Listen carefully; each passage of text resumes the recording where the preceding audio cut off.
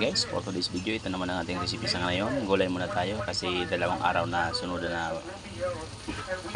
manok yung ulam natin. Kaya gulay naman muna ngayon. So naglagay na tayo ng pampalasa dyan. Sibuyas, bawang, asin, magic, paminta. Tapos naglagay din tayo ng tinapa.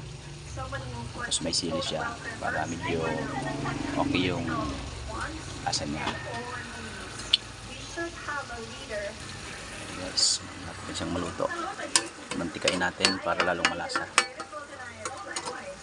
Puro pagulong pala to guys, dito tawag sa amin.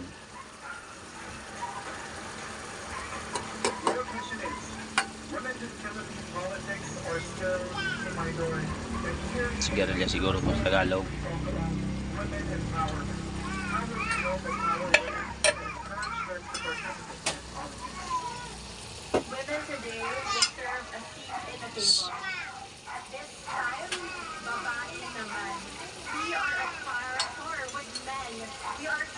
Tikman natin kung okay na yung lasa.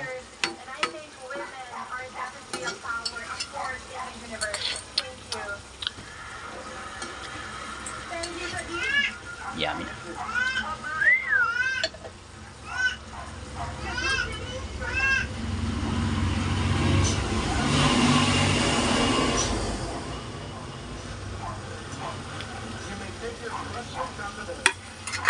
So guys, nandito lang tayo. So don't forget to follow, please like and share and subscribe ang aking YouTube channel, Bitshu Vlog.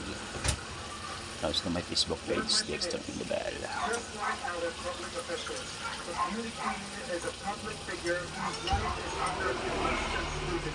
As a beauty queen, how do you maintain your authenticity amidst the expectations of the public?